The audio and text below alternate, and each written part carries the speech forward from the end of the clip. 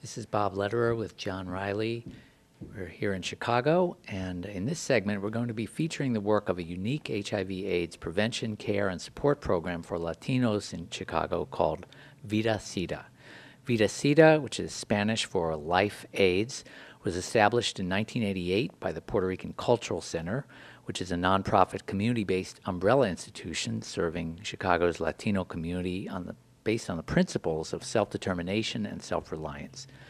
Besides Vida Sida, the Cultural Center has spurred the development of an alternative high school, a child care center, an art museum, a diabetes prevention and care program, a obesity prevention program, and other community institutions. The Cultural Center first responded to the HIV/AIDS epidemic in 1988 by opening Vida Sida as an all-volunteer health clinic that provided free alternative therapies to people living with HIV and AIDS.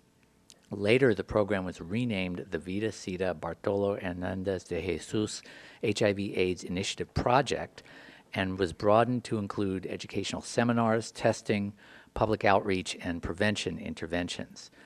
Vida Sida has provided culturally appropriate services to the Midwest's largest Latino community for over 21 years, and it's focused on lesbian, gay, bisexual, transgender, and queer issues, HIV prevention, HIV STD testing and counseling, and outreach services to high-risk individuals.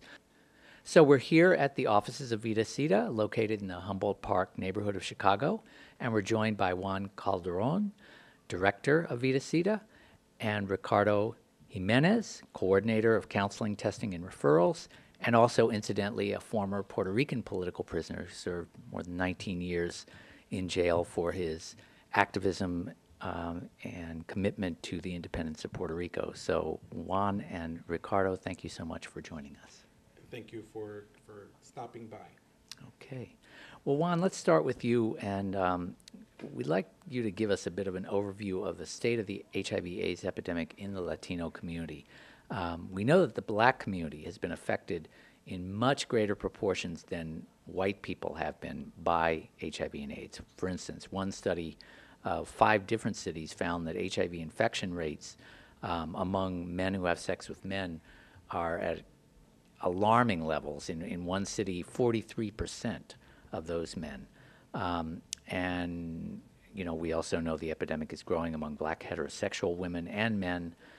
What are the rates and trends in the Latino community, both here in Chicago and generally across the country? And can you talk some about the specific populations affected, such as gay and bisexual men, injection drug users, and others, and how HIV has impacted on the life of the community, the Latino community as a whole? Okay. Well, there was a recent CDC data that analyzed up to the year of 2009 that definitely did show that the African American community, MSM population, men who have sex with men, was increasing at a large number across this nation, and it's very, very similar. Also, that the number 2 population at risk of high prevalence and incidence is the Latino community across this country. Specifically, speaking of the target populations of the men who have sex with men, IDU, injection drug users, and Latina heterosexual women are now at risk. The problem that this data analysis has is that when we think of the Latino community across this country, we tend to lump all of Latin America and the Caribbean together. But when you begin to separate and really dig into the ethnicities, you begin to see that the Puerto Rican community has a higher prevalence than an incidence than any other Latin American group. The Mexican community also has a large number, but based on population, you begin to see that there are alarming numbers in Puerto Rico, there are alarming numbers as a territory of the United States, but there are also alarming numbers across this country. Speaking on behalf of the Latinos here in the city of Chicago, it's also really, really similar. The most at-risk population is men who have sex with men, and now we are beginning to, there's a need for more data among transgendered women, specifically Latinas, as we are seeing a large number of our youth coming out, and a large number of them across the city with high prevalence and incidence, according to recent data from the Chicago Department of Public Health. IDU is still really prevalent among the Latino community in terms of incidence. It has remained level. Injection drug use, so IDU has remained. We haven't seen any increase in a big proportion, but it has remained consistent in terms of incidence and prevalence. In the city of Chicago, the large number of high incidence at this point and high prevalence is men who have sex with men.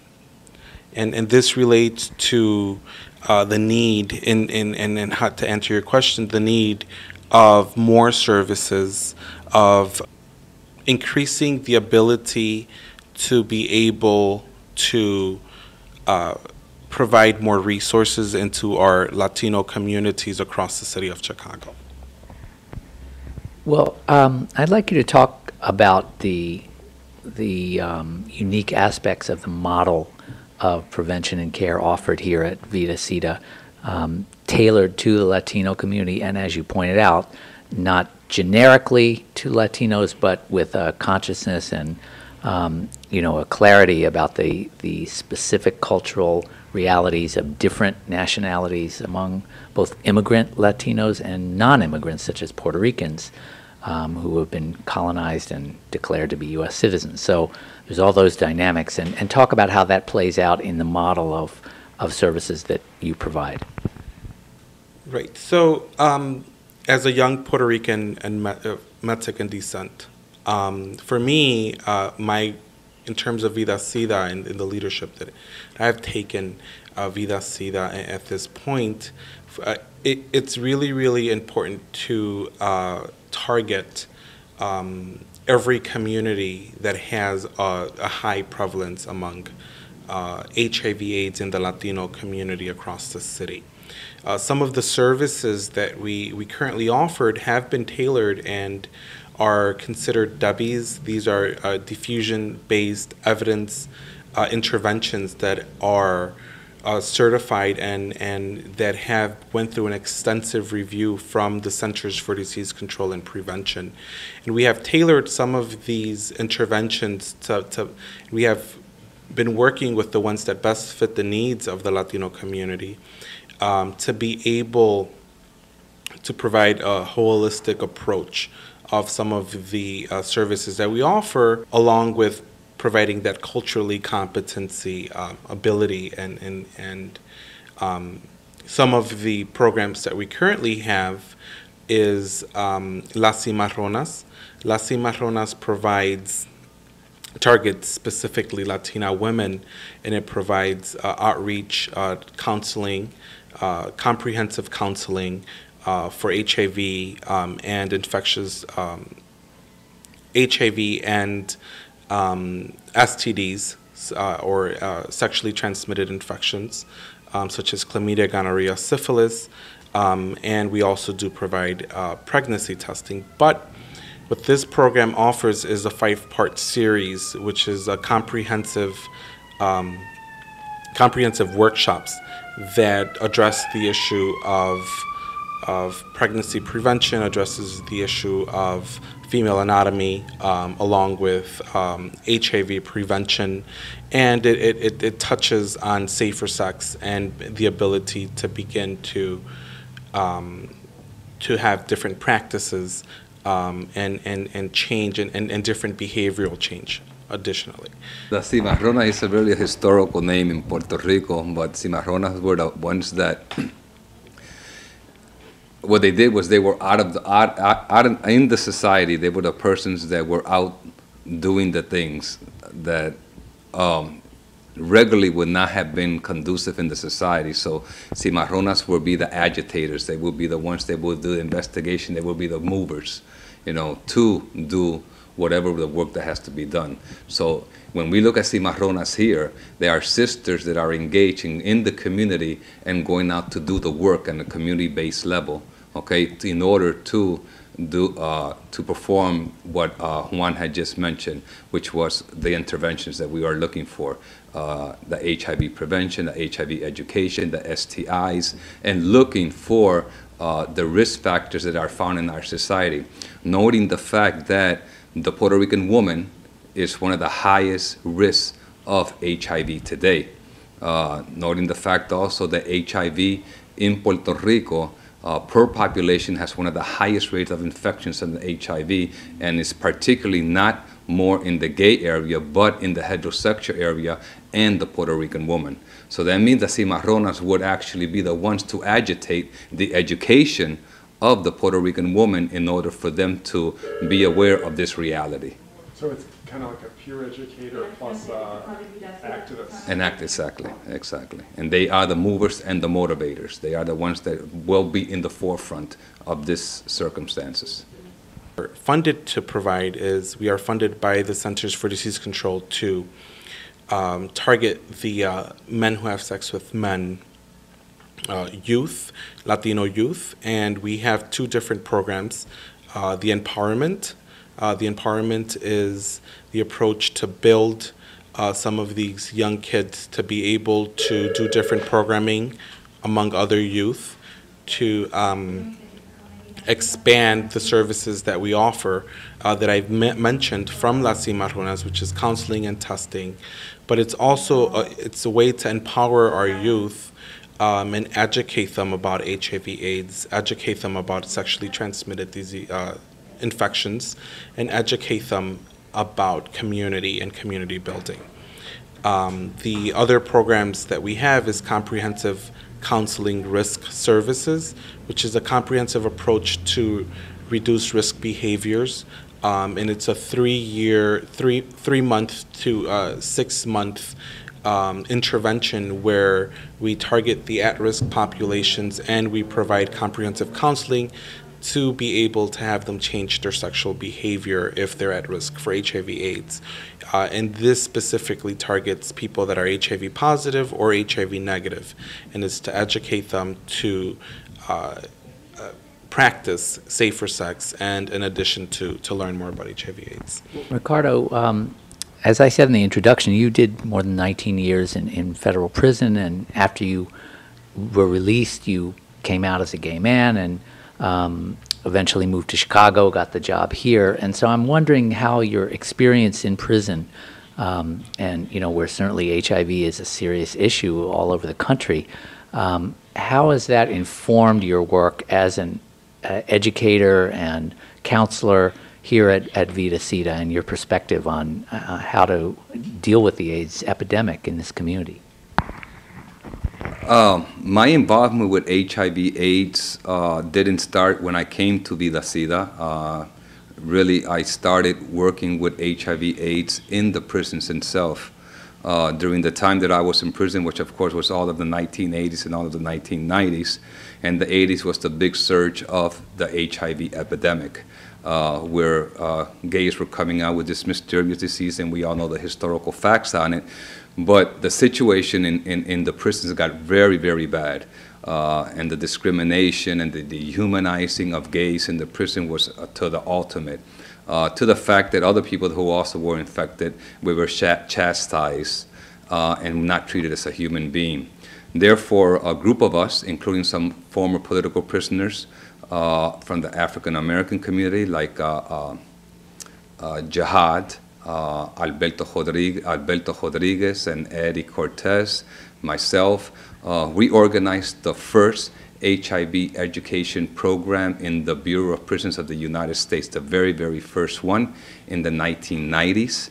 And what we did was we would take 16 prisoners, and we also would take the staff also. We would have a 6-week program where we would show films. We would educate them on HIV, how it affects them, how it affects people on the outside, the infection, how one gets infected. And we started educating in order to tear down the stereotypes and that were happening not only in prison but also out in the world. I think people out in the world at that time also had a very stereotypical view of what HIV was and how it was transmitted.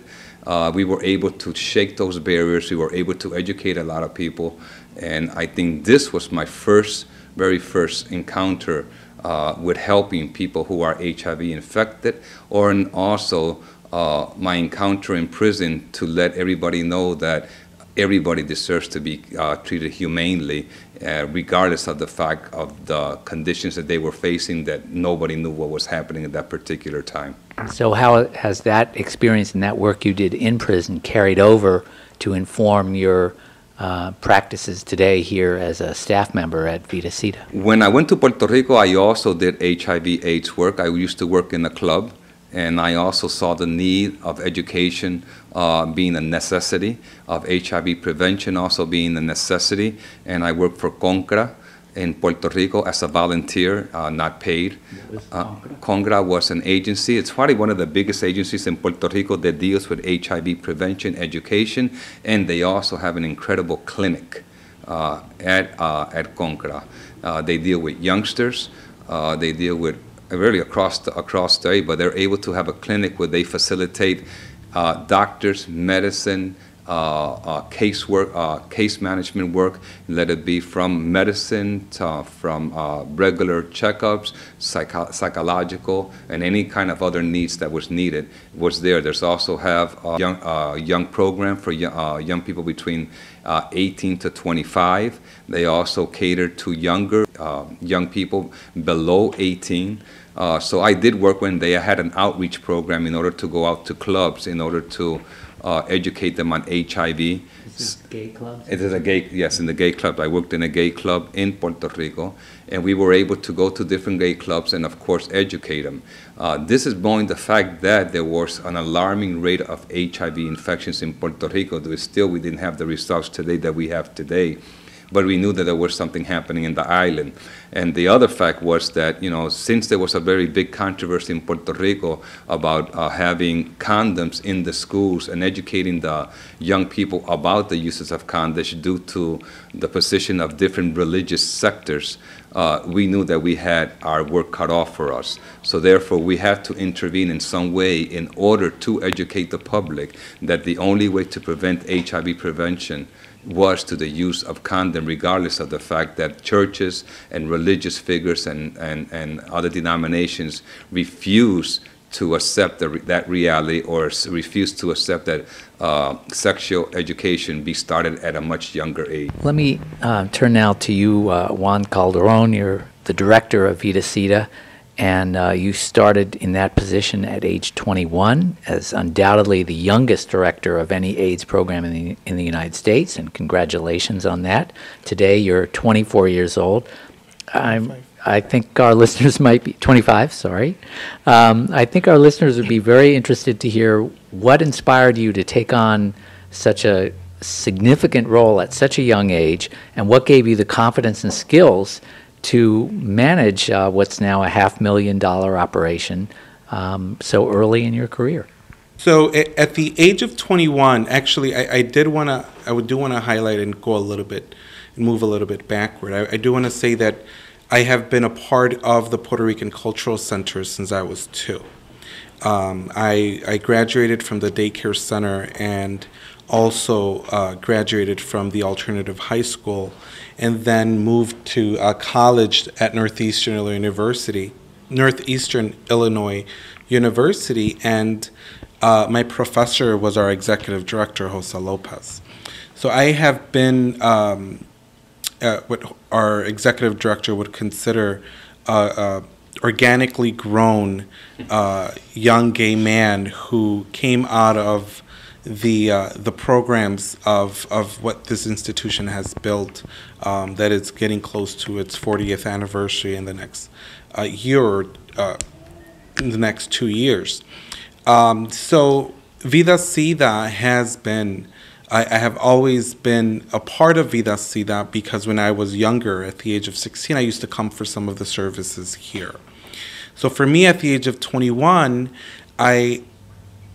and with my experiences as a gay man, I was able to see the need of services, the need of more culturally competent services for our gay youth, and I was driven to be a part of this work, and I was driven to change as a new generation of what we would consider the 21st century was coming up. I felt like it was my responsibility to educate my peers, to educate the young adults that were in this community, and to be a part of transforming this community.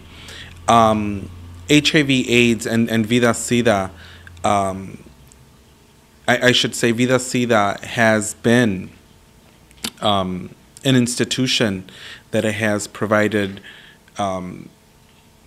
and targeted the Latino community and provided multiple services, specifically prevention services. And when I started because I have a gay uncle who is currently infected, who has been living with HIV/AIDS for over 15 years. And for me, I felt like it was a responsibility, it was a commitment, and I needed to be able to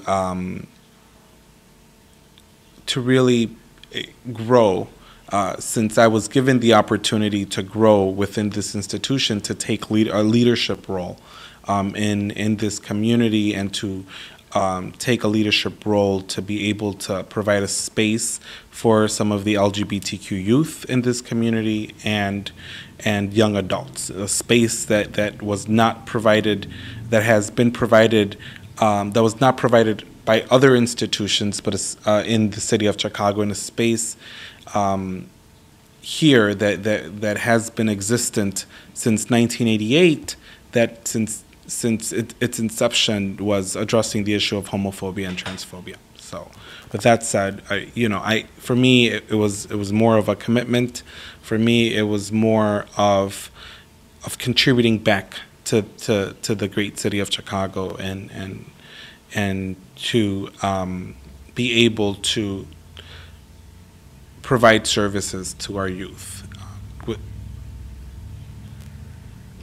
Well, and in fact, you just mentioned the important work of Vida Sida in not only directly taking on the HIV/AIDS epidemic and providing services, but also in fighting the homophobia which fuels it, and the transphobia, which is discrimination against transgendered people.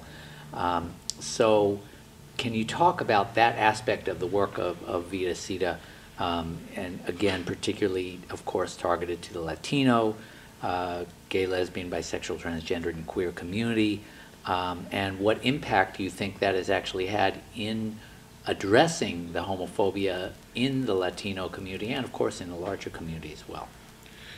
So as I should say, and to echo what I said previously, we have a variety of different programs that target at-risk populations, from Las Cimarronas that targets heterosexual women, to Unidos contra el Sida that targets men who have sex with men, to Nosotros Mismos that targets heterosexual at-risk men, to many other services that target the transgendered women. So different programs, prevention programs we have developed here that have been a holistic approach to really address the issue of HIV/AIDS and to provide prevention and linkage to care for HIV/AIDS and STDs such as sexually chlamydia, gonorrhea, syphilis. So I do want to say that in 2007, when I took the leadership role to run Vida Sida, I did see that there was a big gap across the city for Latino LGBTQ services. And I formed a transgendered pageant, which is now called Miss Paseo Boricua Pageant. And this was to dignify and to address the issue of homophobia and transphobia in this community. But it was to dignify the Latina, Puerto Rican, transgendered women to become role models and ambassadors of this community and ambassadors of our agency. We also started different support groups for some of the LGBTQ youth in this community. So we started different support groups that provided a space for some of the LGBTQ youth to come and engage, to critically engage on the issues that impacted them on a daily life, to address the issue of racism, address the issue of homophobia, of transphobia, to address the simple issues of violence, to engage on discussions about hormone therapy for the transgendered youth, to address the issue of male and female anatomy, address the issue of safer sex. So there were multiple discussions that were carried over, that were taken during these support groups. And part of my role as a gay young man was to address the issues that some of our young youth were experiencing, something that I experienced, such as homelessness when I was at 16 years old. But to be able to engage our youth to become leaders and to educate others on some of the pressing issues that impacted our daily lives, and one of which for men who have sex with men is HIV/AIDS and STDs, infectious diseases.